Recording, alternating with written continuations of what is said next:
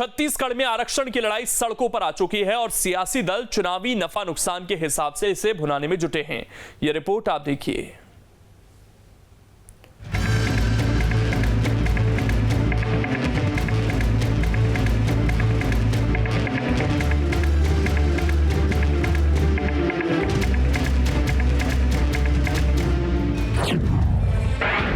आरक्षण पर बीजेपी का रण। चुनाव से पहले बीजेपी का नया अवतरण। 2023 के लिए तैयार है बीजेपी का प्लान। जी हां, छत्तीसगढ़ में आरक्षण का मसला फिर गर्म हो गया है। खासकर आदिवासी आरक्षण को लेकर आदिवासी समाज सड़कों पर उतर ही चुका है। बीजेपी ने भी इस मुद्दे को हाथों हाथ लपक लिया है।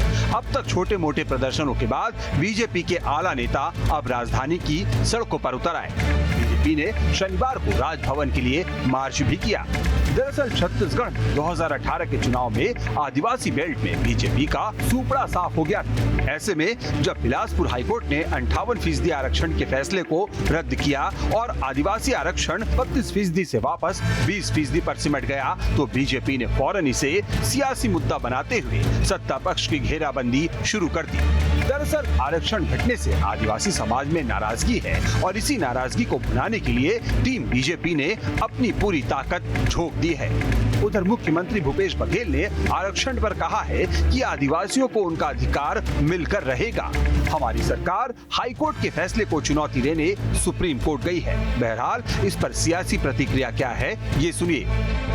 2005 से लेकर जब भारत सरकार ने आदेश कर दिया था कि आदिवासियों को 32% देना चाहिए, तो रमन सरकार 7 साल तक क्यों रोके रखा? इसका जवाब दे भारतीय जनता पार्टी। राज्य में कांग्रेस पार्टी की सरकार, भूपेश बघेल जी की सरकार की गलती से, जानबूझकर की गई गलती से अनुसूचित जनजाति वर्ग को मिल रहा 32% आरक्षण अब 20% हो गया है। जो अनुसूचित जनजाति वर्ग आदिवासी भाई बहनों के साथ अन्याय और अत्याचार है। हम राज्यपाल महोदया से मिलकर ज्ञापन दिए हैं कि इन वर्गों के साथ न्याय हो, इनका वाजिब हक मिले, और उसमें राज्यपाल महोदया ने राज्य सरकार से आवश्यक पहल करने का हमें भरोसा दिलाया है।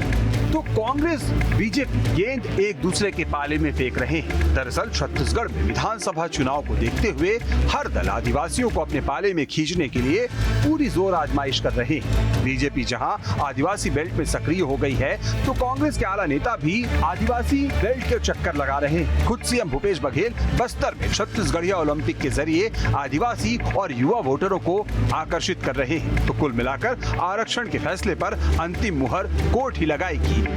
लेकिन कोर्ट के फैसले तक बीजेपी कांग्रेस में खुद को सबसे बड़ा आदिवासी हितैषी साबित करने की होड़ यूं ही जारी रहेगी।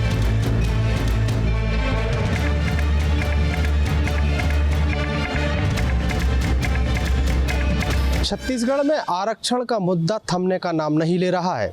अब ये पूरा मामला सड़कों पर उतर आया है। भारतीय जनता पार्टी की तरफ से पैदल मार्च करके राज्यपाल को ज्ञापन सौंपा है और ज्ञापन में आदिवासी वर्ग के 32% आरक्षण को यथावत रखने की मांग की गई है।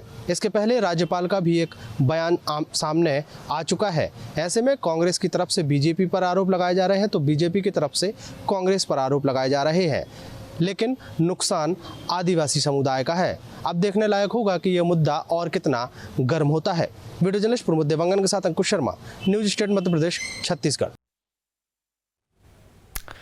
अब इसमें एक खबर तो यह है कि छत्तीसगढ़ में 32% से ज्यादा आदिवासी आबादी है। 90 में से 29 विधानसभा सीटें आदिवासियों के लिए रिजर्व हैं। 29 रिजर्व सीटों में से 11 सीटें बस्तर संभाग में हैं। 2003 में बस्तर संभाग में बीजेपी ने 8 सीटें जीती थी। 2003 में 75%, 2008 में 66% एसटी सीटें बीजेपी को मिली, जबकि 2013 में सिर्फ 36% सीटें ही बीजेपी जीत पाई थी। वहीं 2018 में तो बीजेपी का खाता भी नहीं खुला और सत्ता गंवानी पड़ी। यही वजह है कि इस बार आदिवासी आरक्षण के मसले पर बीजेपी काफी एक्टिव है।